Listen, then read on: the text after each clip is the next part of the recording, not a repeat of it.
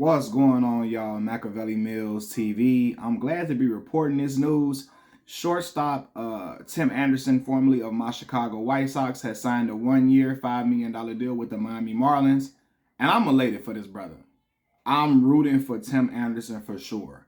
Like the way people villainize him and act like he was a mass murderer or something, like people were acting like he was just the worst thing that ever graced baseball as of lately. I mean, acting like he was just the most terrible thing that ever come through the league. Yes, he went through a down year for sure, and the year before that it was down from his previous years of production. But I think Tim needed a new start. I wish he would have stayed with my White Sox, but I'm hoping that the young brother bounces back strongly and he gets him a big time deal after this. I always was a fan of Tim Anderson when he first came to the Chicago White Sox, and I was glad to see him emerge as a premier player in Major League Baseball. One reason that I gravitated to Tim was his aura and how unapologetically black he was. He was himself all the way through and through. I spoke about how in Major League Baseball, a lot of the black players, and there's nothing wrong with this, but a lot of the black players are really G. Willikers type of guys in Major League Baseball. Tim Anderson was not that. I identified with Tim because Tim talked like a black man on the south side of Chicago, like a black man on the west side of Chicago. He talked like a black person, a black man from the inner city, from a black community, I would say. He talked like a black man that grew up in a black community. And why that is important is that, for one, Tim is being himself, and he didn't feel like he had to conform to the environment that he was in. Oh, I'm in a space that is predominantly white and Hispanic, and I have to conduct myself as such, or talk like such. He was himself, but at the same time, he was being himself while other black young men were watching. And I think Tim's aura and how he was unapologetically black in himself, I like that image of what he was representing, because it would attract other young black kids to play baseball, which is a sport that a lot of young black kids have gotten away from in a major way. When my dad was coming up, my dad is 67 years old. Baseball was the sport. Black kids love watching baseball, playing baseball. 2024, you'll be hard pressed to find a black kid in the inner city that's really into baseball at all. And there are a lot of young black kids who are extremely talented. They have great supreme athletic gifts, great hand-eye coordination. And listen, man, as a black man, I want these young black kids to get to that money. Use your athletic prowess, your great hand-eye coordination, your athleticism to get into Major League Baseball, where there is no salary cap, where you can make a whole lot of money, right? Now, while everybody has to come through the farm system, you don't go to the Major League team right away. In the long run, that baseball money pays off. It's a sport where an individual can last much longer than they can in football. There's none of the head-to-head collisions, and you ain't gonna have a high chance that you're gonna finish the game with CTE and not be able to talk right or walk up right or nothing like that. You can leave the game in one piece in baseball compared to football. You know what I mean? And so I'm like, man, it's a sport where black kids can make a whole lot of money. Young black men can make a whole lot of money, and they can still leave the game in good health. I'm like, man, we need some more young black men in the inner cities of America, in the black communities of America, getting into baseball. And so Tim, I felt like, was an attractive figure for young black men to get into the sport, because young black men see another black man carrying himself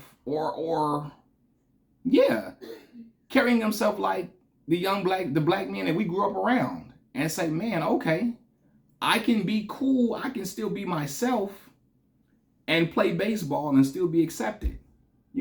Sometimes representation matters.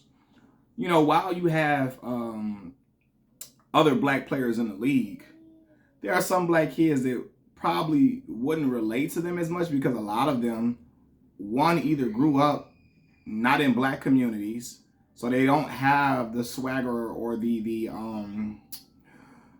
don't have the what's the word I'm looking for? They're not ingrained in black culture the way Tim Anderson is. You know what I mean? Because when I say I'm unapologetically black, man, black folks, we have our own, a lot of us, not everybody, a lot of us, we have a certain way we walk, the way we talk, the way we carry ourselves, and that is embedded in the culture that we grow up in when you're growing up around other black people. And so, yeah, you have other black players in the league, but Andrew McCutchen now, yeah, they don't, their aura doesn't emit of a person that grew up around other black people. You know what I mean? And there's nothing wrong with being G. Willikers or anything like that, like Russell Wilson. But you can tell Russell Wilson didn't grow up around other black people. I believe Russell was introduced to a lot of black culture through his wife because he grew up in predominantly white areas, went to predominantly white schools, etc. Tim Anderson, you can tell he went to black schools. You can tell he grew up around black people. You can tell he was in the black community consistently. And when young men see him, they say, oh my God, I can be like that. I can be who I really am. I ain't talking about hood, ignorant, outlandish. I'm not talking about disrespectful. I can be who I am and still be able to be in this league and be prominent and be dominant and still be accepted. You know what I mean? And Tim was pushing that with how he was carrying himself as the everyday black man that you knew growing up around other black folks. And I think that was something positive and good for young black kids to see, to say, man, hey, I want to watch the game because I identify with that young man, Tim Anderson. He looked like people where I come from. He talk and walk like people where I come from. I want to watch baseball because he playing. And I feel like it was important for young kids to see in Chicago in particular because we had a lot of young men getting into the wrong stuff here, going down the wrong path, getting into the BS. And when you see a young man like Tim getting to the money, playing a sport at the highest level, and he's in baseball, it's dope to see. So I'm glad that Tim, despite him not being in Chicago, he can go somewhere else and inspire other black kids. You know, now I know Miami has a population of like black Hispanics and black Latin people and stuff like that, and you know, but there are black people in Miami still. There are a lot of Haitians and then just regular black Americans there too, and so he can still inspire the young black youth to get into the game of baseball and to feel like they can do it. You know what I mean? With him still being in baseball now, I'm glad he got another chance, another opportunity. Because like I said, they act like the man assassinated somebody or something the way they was talking about him. Tim had an issue with infidelity with his wife. He got into a fight and everybody wanted to villainize him based upon that.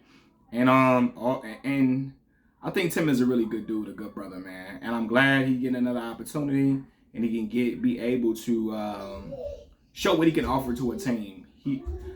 I'm hoping that he will bounce back. And again, man, I'm just glad. I've been rooting for Tim since I first found out he was a Chicago White Sox. I remember I actually went to college with an individual who was in his wedding, a close friend of his. And I remember when I first was posting about Tim, he like, man, that's my boy, man. It's a good brother. And I'm still here rooting for the brother, man. We're still here rooting for him. And yeah, man, I hope great things come for Tim in the future. Tim is only 30 years old. He got a lot of good years left in him. And yeah, I just hope everything goes, that he keep the main thing, and that he excels in Miami and get some more lucrative deals, man, and keep getting to that money to feed them babies. Machiavelli Mills TV, I'm out. Peace.